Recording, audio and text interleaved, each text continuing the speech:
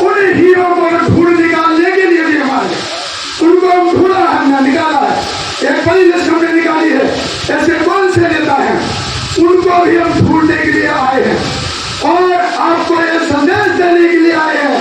ध्यान सुनिए, हमको ये संदेश आज की सभा के माध्यम से योगी जी की सरकार को देना है कि हमारा काम करवाइए तो हम सहयोग करेंगे और नहीं करवाया तो विधानसभा के 10 उपचुनाव है, आपको पता है उत्तर प्रदेश में है, इसलिए माननीय कमांडर साहब उत्तर प्रदेश में आए हैं कि 10 के 10 विधानसभा चुनाव में अगर आपको हमारा सहयोग चाहिए तो हमारा काम करवाइए।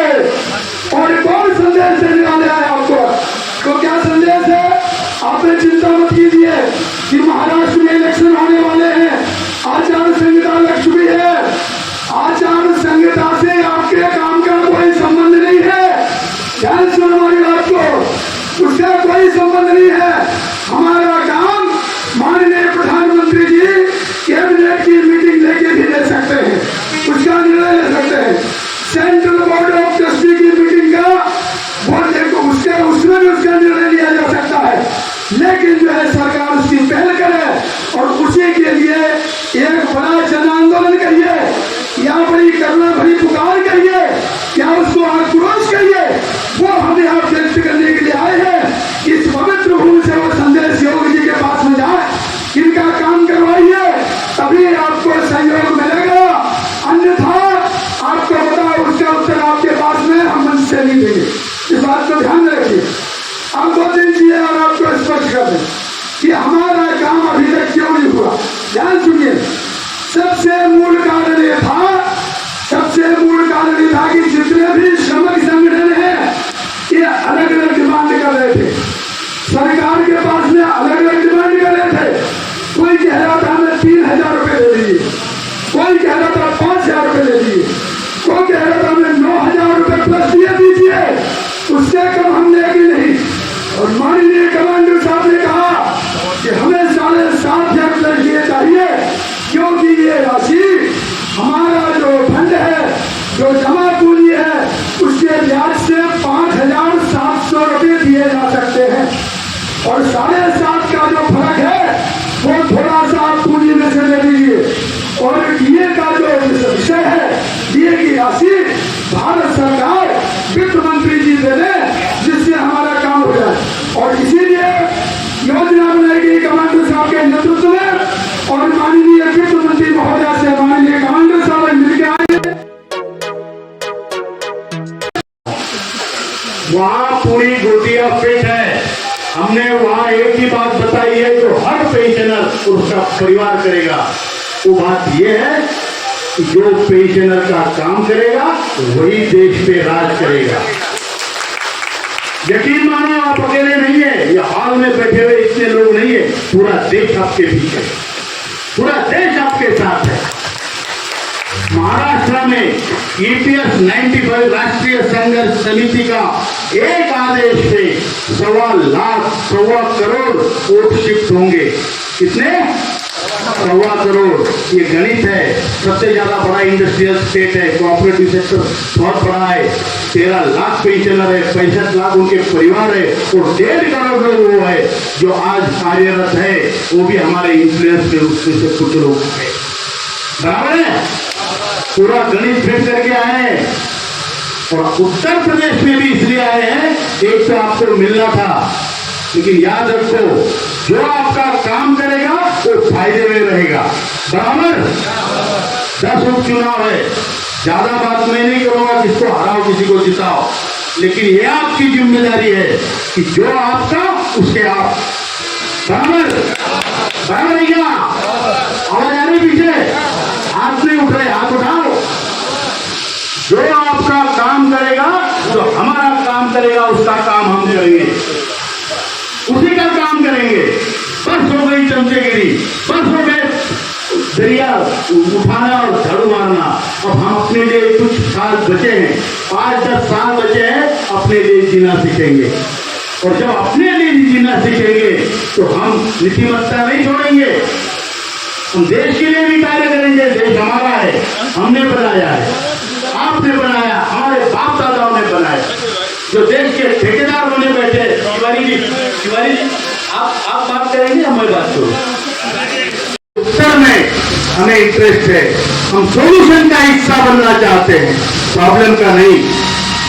उनको हमने जो सजेशन दिए उसमें कुछ हमारी तरफ से पहल बताई, कुछ उनकी तरफ से बताई और कुछ हमने श्रम मंत्री की तरफ से या ईपीएफओ की तरफ से पहल बताई। उन्होंने अप्रिशिएट किया कि पॉजिटिव सजेशन है और आपका काम होना चाहिए। ये वित्त मंत्री जी कह रहे हैं, श्रम मंत्री जी भी वही कह रहे हैं और प्रधानमंत्री जी भी वही कह रहे हैं। यही नहीं, हमने सचिव स्तर पे जो ब्यूरोक्रेट्स होते हैं, सचिव स्तर पे हमने बड़ी बड़ी मीटिंगें की। भारत के कैबिनेट सचिव के साथ मीटिंग हुई, एक्सपेंडिचर सेक्रेटरी के साथ मीटिंग हुई, फाइनेंस सेक्रेटरी के साथ मीटिंग हुई, लेबर सेक्रेटरी के साथ मीटिंग हुई। इससे बड़ा कोई भी ब्यूरोक्रेटिक औहदा भारत देश में नहीं है। तो जहां पॉलिटिकल सिस्टम के सबसे बड़े लोगों को हम मिले, उनसे बात की, अनेक मंत्रियों को मिले, हमारे उमाकांत सिंह जी थे, राजीव जी थे, के.एस. तिवारी जी थे, ओम शंकर तिवारी जी थे, कई राजनाथ सिंह जी से मिले, गडकरी जी से मिले, मंत्रियों से तो कई मिले। ये सब कुछ हमने किया। इसका परिणाम यह है कि आज सब लोग पेंशन की बात कर रहे हैं और बराबर कर रहे हैं। अभी हमने एक उदाहरण मैं देता हूं कि दिल्ली में हमें हमारी दाल गलानी है, दाल हमने कुकर में रखी है, दिल्ली में जाके हमने कुकर का ढक्कन बंद कर दिया है, अब नीचे से आग लगाना जरूरी है, बराबर है। हम लोग नीचे से आग लगाएंगे, सरकार की सीटी बजेगी और आपकी दाल जलेगी,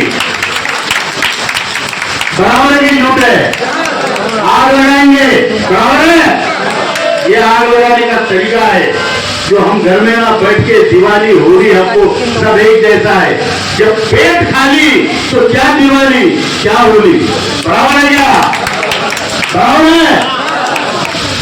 पहले हम पेट की पूजा करेंगे, फिर बाकी चीजें होती रहेगी। उत्तर प्रदेश में उपचुनाव है। मुझे कई लोग बोलते हैं भैया महाराष्ट्र में इलेक्शन हो रहा है और तुम तो देश घूम रहे हो।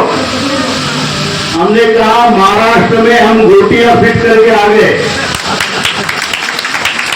पिछले 1 महीने से हमने महाराष्ट्र के जगह जगह मीटिंग और ऐसी मीटिंग कि कहीं 5,000 लोग, कहीं 10,000 लोग, कहीं 8,000 लोग। पॉलिटिकल पार्टी की सभा में इतने लोग नहीं होते, उनको बसें भेजनी पड़ती है, बस भेजनी पड़ती है, खाना देना पड़ता है, मजदूरी देनी पड़ती है। हमारी सभा पुणे में आप देखिए, राजीव जी ने वीडियो बनाए हैं। पुणे में इतनी बड़ी सभा, बहुत बड़ा हॉल पूरा होके बाहर लोग खड़े थे, उनको बाहर लाउड स्पीकर लगाना पड़ा। पुणे में, संगमनेर में, चंद्रपुर, धुले, नंदुरबार, मुंबई और संभाजीनगर, ये सभी तरफ बड़ी बड़ी सभाएं हुई। तो ये हमने स्पष्टतया कहा है। और आज हमारा देश, इसी देश में हम आज भूखे बैठे हैं। हमने पैसे जमा किए, हम फुकट नहीं मांग रहे, भीख नहीं मांग रहे, पैसे जमा किए हैं हमने बाकायदा।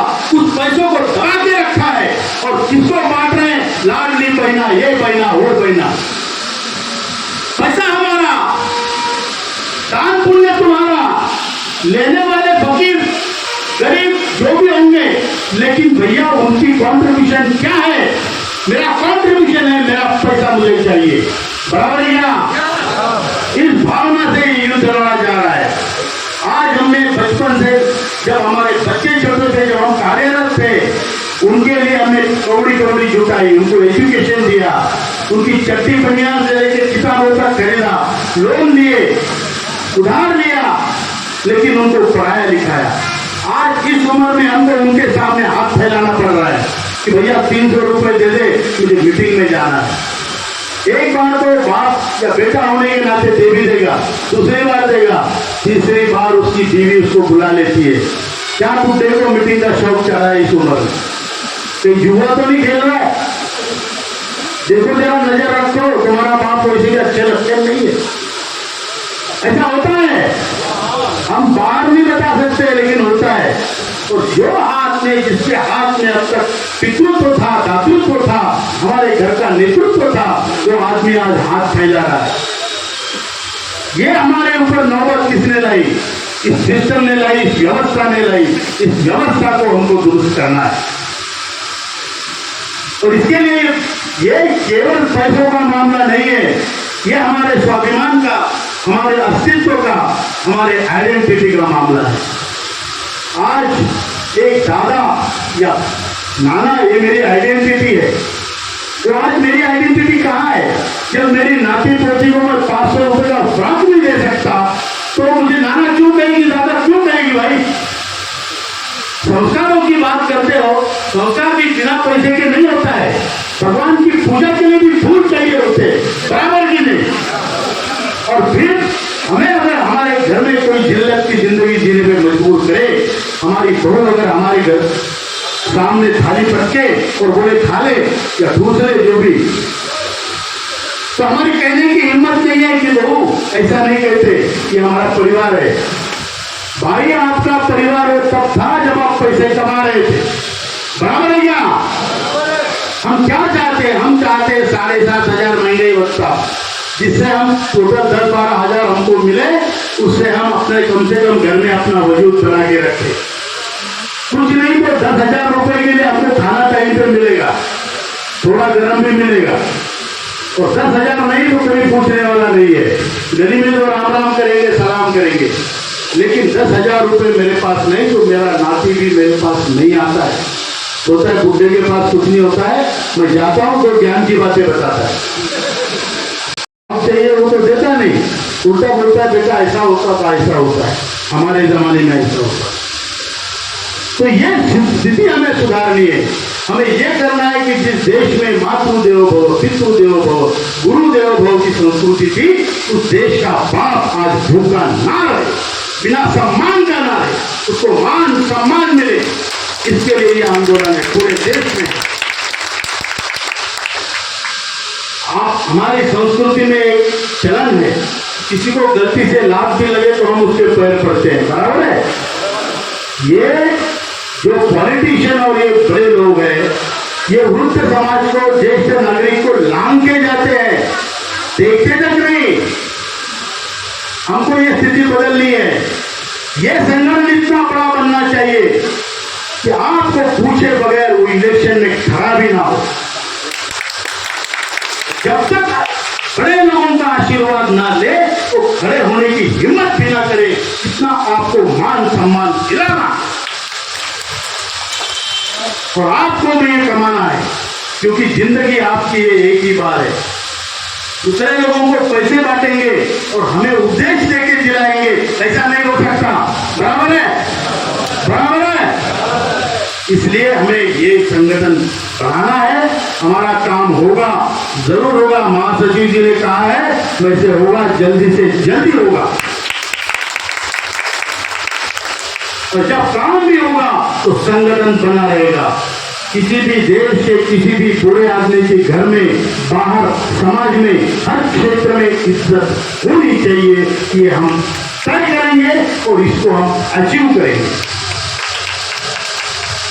कई लोग बोलते हैं, कई लोगों ने बोला राउत साहब को पेंशन है, मुझे बहुत पेंशन है, दोस्तों पेंशन है उनको। तो यहाँ पे कोई कहा, मतलब कई लोग बोलते भाई इनको करना क्या है, कि राजनेता तो नहीं बनना, ऐसे काम नहीं करना है, हमें सेवा करनी है। मैं आपको एक बार पहले भी कहा था, आज दोहराता हूँ। हर रिश्ता हमें आज तक जो सीख मिली है वही कि कुछ देने से कुछ लेना होता है, कुछ लेने से कुछ देना होता है। हमने व्यवहार व्यापार देखा है, हमने प्यार नहीं देखा। जबकि उदाहरण है, भगवान राम को वनवास हुआ था, लक्ष्मण को हुआ था? लक्ष्मण को हुआ था क्या? फिर भी वो वनवास में राम के साथ गया। उसने राम की हर लड़ाई लड़ी और राम को जिताया। हमारा संबंध भी वैसा है। आप हमारे राम हो तो हम आपके लक्ष्मण हैं।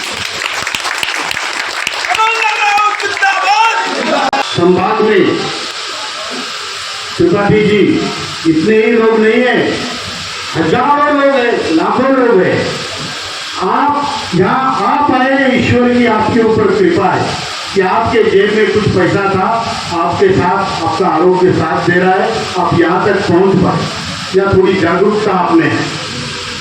वो लोग जो यहाँ तक नहीं पहुँच पाते हैं, उनके पास चाहे पैसे की वजह हो, आरोग्य व स्वास्थ्य की वजह हो, या फिर अहंकार की वजह हो, ये तीनों चीजें वजह से लोग यहाँ तक नहीं आ पा रहे हैं।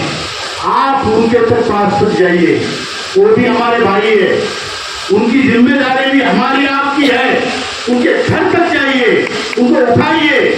जब तक हम मुर्दा नहीं है तब तक हम जिंदा है, बराबर।